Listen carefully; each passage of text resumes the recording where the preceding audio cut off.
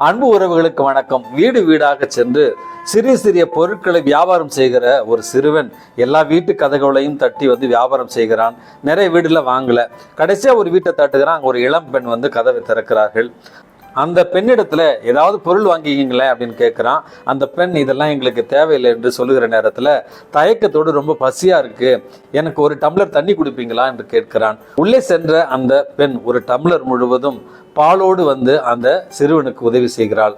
அதை பசியோடு குடித்து முடித்த அந்த சிறுவன் அந்த பெண்ணிடத்துல இதற்கான விலை என்ன என்று கேட்கிற நேரத்துல எங்க அம்மா சொல்லி கொடுத்துருக்குறாங்க, அன்புக்கெல்லாம் இரக்கத்துக்கெல்லாம் நம்ம விலை பேசக்கூடாது, அதனால நீங்க எதுவும் தர வேணாம், சந்தோஷமா போப்பா அப்படின்னு அனுப்பி வச்சிடுறாங்க. அந்த சிறுவன் கொஞ்சம் கொஞ்சமாக வாழ்க்கையில முன்னேறி ஒரு மருத்துவராக உயர்ந்து அதே ஊர்ல ஒரு பெரிய மருத்துவமனையில அவன் பணி செய்து கொண்டிருக்கிறான்.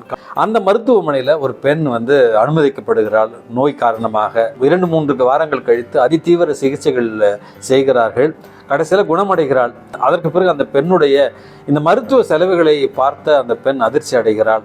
அந்த பெண்ணை பற்றி கேள்வியுற்ற அந்த உயர் அதிகாரி அந்த பெண்ணுடைய பெயரை பார்த்து அந்த பெண்ணுக்கான அனைத்து மருத்துவ செலவுகளையும் ஏற்றுக்கொள்கிறார்.